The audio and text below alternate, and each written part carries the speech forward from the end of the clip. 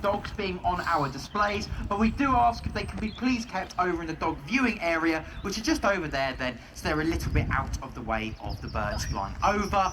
If we do have any dogs get a little bit too excitable in the birds' presence, we then ask could they please be just moved a bit further afield, because of course if they do bark or lunge at the birds and the birds get a bit spooked by them, that will impede the display.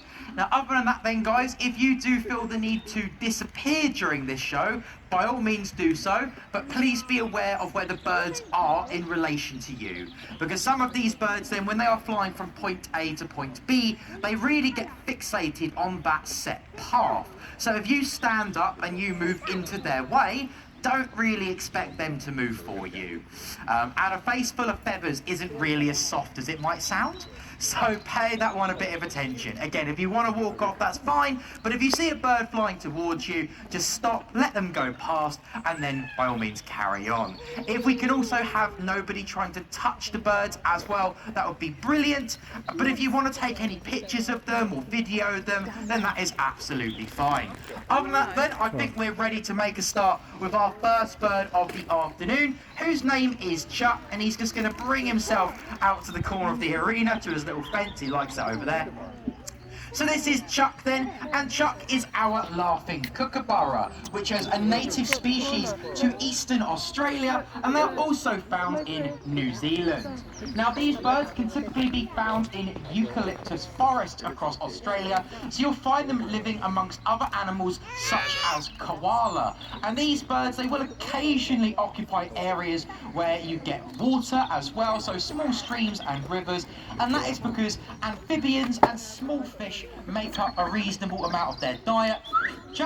But also then these birds will go for small rodents, they'll occasionally go for small birds as well. They will take eggs and little reptiles, including snakes. Did you have a little bit more under your feet there? You have a little check just to make sure.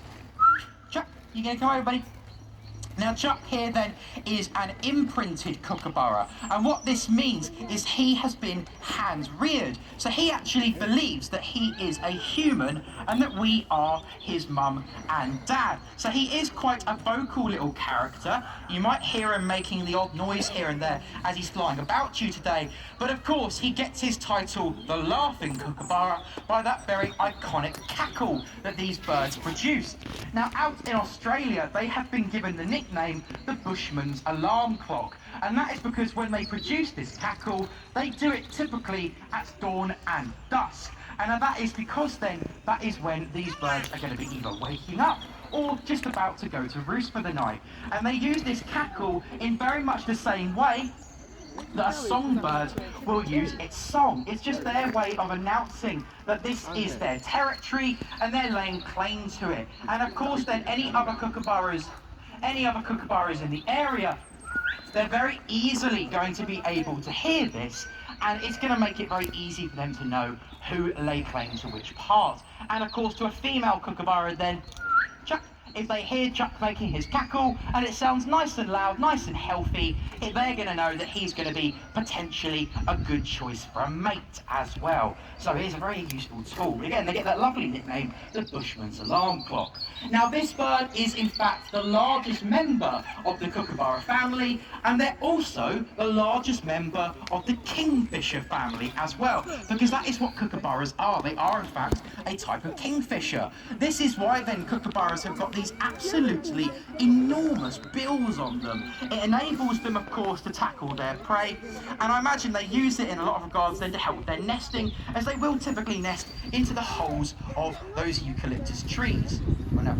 There we go. Boy.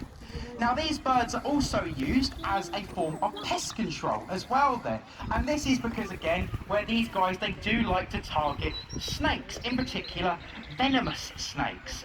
Now they don't really have the powerful talons or feet of a hawk or an eagle, so what these birds will do is they'll simply grab it mid-air if it's a bird, but of course if it's on the ground they'll spear it with that very large beak of theirs. They have got enough power in their beaks to actually crush through the skull of a rodent up to the size of a rat or so. But if it's a bit too big to do that, what Chuck will do is he'll take his snake to a tree or a large rock per se, and then he'll actually bludgeon it over and over again until it's nice and dead. And again, because these birds, they don't really have the capability to break their food up into, oh, change your mind with that one. They don't really have the capability to break their food up into lots of little pieces. So they do prefer to swallow their prey whole. So by essentially tenderizing their food when they're bludgeoning it, I imagine it makes it a bit easier for them to swallow. Now Chuck has done really, really well, so what I think we're going to do then is convince him. Now you want to go over there, do you, instead? Okay. You can do your own thing. We're going to convince him, hopefully, to do one more little snatch for us. And then we'll see where he wants to end up. Oh, he's going to go over and join the gift shop by the looks of it. It is a bit new to him at the moment, actually. The fencing has changed in the last week. So he's kind of relearning where the perches are, because obviously there used to be a load round here, which have all disappeared. So he's just getting used to the new setup, but he is doing very, very well. So what we're going to do with Chuck then is I'm going to call him over to a much nicer, bigger chunk of food. This is going to be Chuck's dinner. You want to come over, mate? You're just going to stare at me for a minute. He is very much a bird of, once he is on a perch and he is comfy, he doesn't really like to move that much. We do have a little saying with Chuck, which is, if he fits, he sits, and that really holds true. In fact, yesterday, mid-demo with Chuck, I wasn't the one flying him, but he did decide that my head looked like a very nice perch. So he came over, oh, where are you going? He came over and he just decided to sit on my head for about 2 to 3 minutes and just was quite happy there. But there you go, guys, that's Chuck, so give him a clap, he's done really well. And we're going to move on to our next character. Now, the next bird that's going to be joining us then, his name is Diesel. And Diesel is a type of vulture known as a turkey vulture. Now, these birds come from the United States. They're typically found in North America. And this is a bird that you'll find soaring around, like most vulture species, looking for dead animals, because he is not a predator. He doesn't have the ability to hunt. He doesn't have powerful talons or particularly strong feet. What he does have, though, is a very, very sharp beak on him. He's actually got a serrated beak, which means that he can bite through quite tough flesh if he needs to. Now, this is because of some of the things that Diesel would be eating out there in the wild, which is actually anything. This bird will eat absolutely any animal as long as it's dead. And that is pretty much the only criteria to Diesel's dinner. Now, vultures, sadly, they do get a pretty rough reputation as a whole. And I think a lot of that has got to do with how they look, but also, of course, as I've just mentioned, they eat dead. And I think a lot of people kind of go a little bit, ugh, when they hear that and they turn nose at vultures. Now, the reason that vultures are, actually, I'm going to stop what I'm saying just for a minute. He does like to do this on the shows. He is sunbathing. It's known as the Heralctic pose. So over in North America, you can get sometimes 100 or so turkey vultures all doing this together, turning their backs to the sunshine, moving like solar panels, and just like solar panels then, their dark feathers will help to suck up the warmth. Now, they do this for 2 reasons, obviously, to warm up. And that is because in certain parts of America, the temperatures can drop so low at nightfall that these birds can go practically hypothermic. So, are you giving yourself a bit of a height advantage there? So actually, by sunbathing in the morning, it reanimates them. It literally kind of brings them back to life. They also use it then as a way of getting rid of any parasites. Because of course, when you're eating dead animals, you might encounter mites, you might encounter ticks, anything like that. And if they're basking in that really hot sunshine, it's hopefully going to kill all of those parasites off and helps to keep him just a little bit cleaner. But again, these birds, they do not look the prettiest, I would say, of some birds, but there is a good reason for it. Now, Diesel is bold, and the reason he is bold then is because if he found himself a dead cow, he would actually shove his entire head right the way down to his shoulders into the belly of said decaying animal.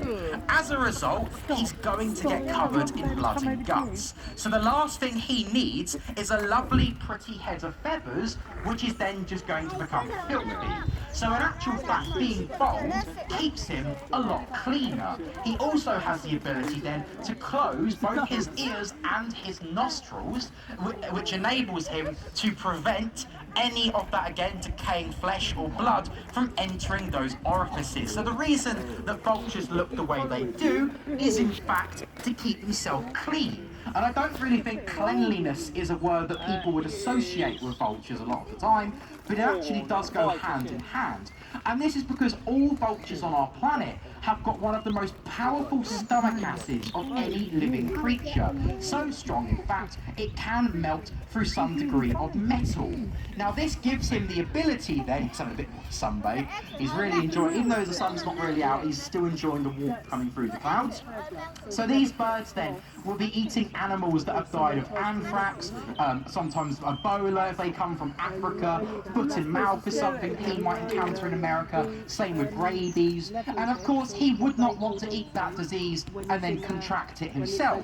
That's why his stomach is so powerful, it totally annihilates the illness altogether, and then when it comes out the other end, that disease is no longer present. In fact, vultures do a little bit more for our planet than, weirdly enough, with their poo, because vulture feces have got almost the same level of alkaline inside of them as washing up liquid, which means that whatever Diesel goes to the toilet on, he does in fact disinfect. Now this is one of the reasons why turkey vultures have quite an unusual quirk, which is that they like to poo down their own legs. And the reason they do this then,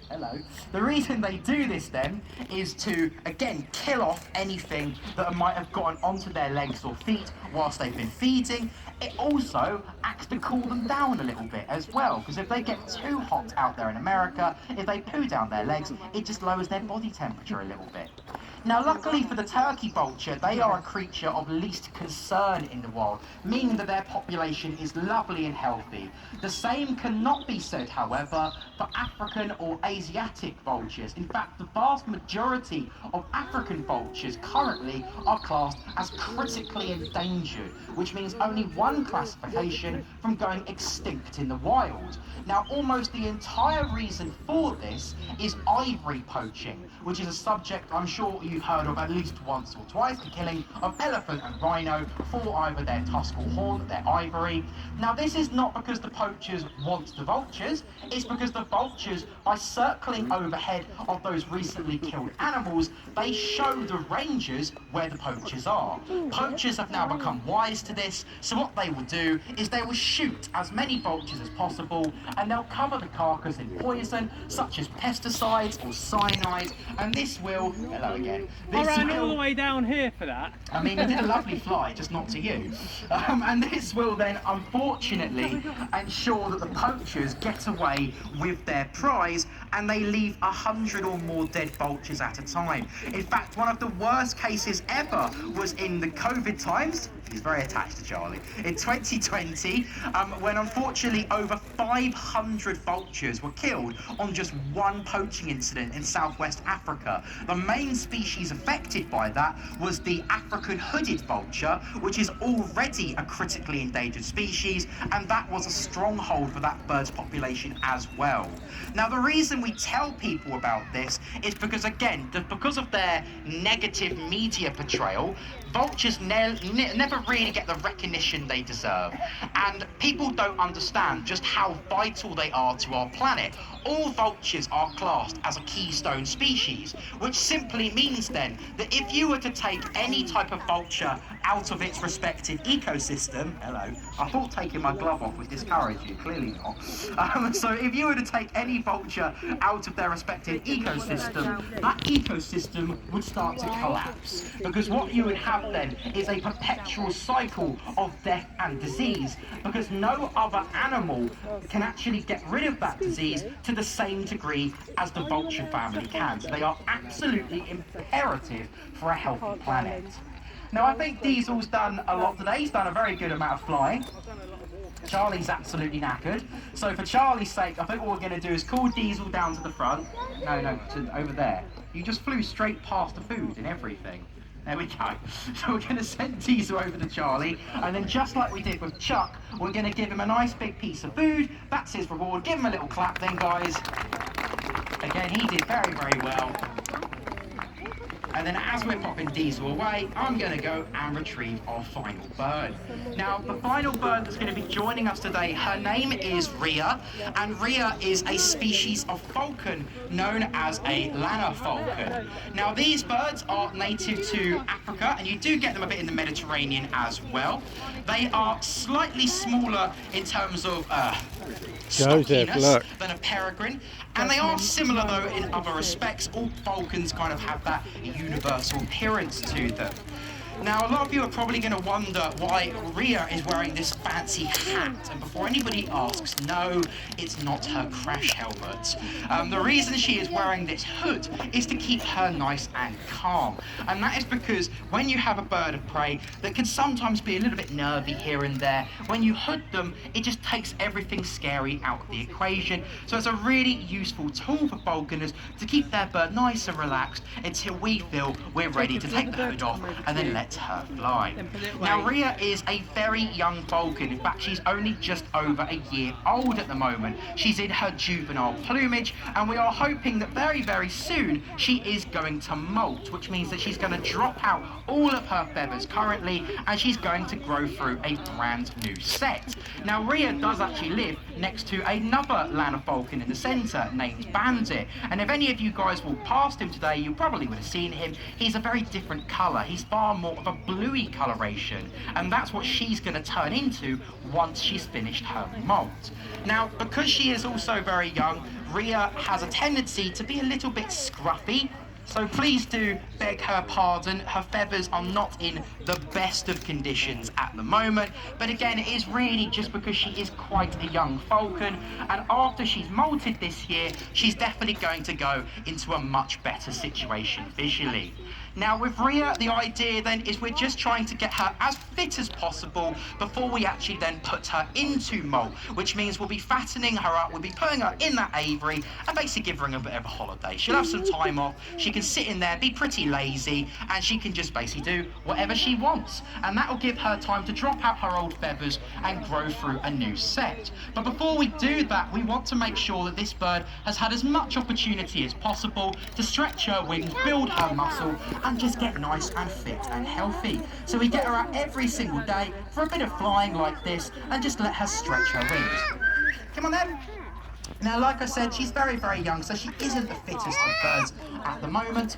That being said, she's doing really well today. She's a really floaty bird. She's got a massive wingspan in proportion to her body, which means that even on a day like today where there's really not much wind, Rhea can still find a little bit of updraft or a little bit of thermal, and that's all she needs to carry her up into the sky. Now, falcons then, they are absolutely built for speed and efficiency. She's got these narrow wings which help her cut through the air, but I think what we're going to do is not push her too much more. So once she's in a nice high position, so I reinforce her correctly, hop, we're going to call her in, and then give her a little clap then, guys. There she goes. So a lovely little flight from Rhea. She's stretched her wings, she's done what we wanted to, we've reinforced her for being up nice and high, making sure then she understands that's what we want her to do, because I gave her her reward while she was at that point. From here on out then, she gets to sit there and tuck into her nice big bit of chicken on the law pad at her own leisure, which probably will take her a few minutes. And then once she's done that, I'm going to perform what's called the trade-off. So I'm actually going to trade the law pad in exchange for another piece of food. And this is a practice that we would use if we were hunting with Rhea, because she is actually strong enough to go after something up to the size of a duck. And if I had been out with her and she had now hunted a duck, I would actually want that for my dinner. But of course, she wouldn't just give it to me for free, so much like I'm going to do with her law pad, I'd trade. I'd give her another piece of food in exchange for whatever she has caught. Now guys, we are going to call this the end of the display, because like I said, Rhea's probably going to sit there for a little while and eat at a glacial pace by the looks of it. If you want to sit and watch her and watch me do the trade-off, you're more than welcome to. Other than that, the Bird of Prey Centre is open. It just goes down the hill and curves back up to the right. Unfortunately, dogs are not permitted to come in because they will upset the birds. We do have another display at 2:45, which will be a different set of birds of prey back here again. And if you do want to ask any questions, then once I've sorted Rhea out, I'll be available. But Charlie's on hand as well to answer any questions you might have. Other than that though, guys, thanks very much for your attention and enjoy the rest of your day at Robin Hill.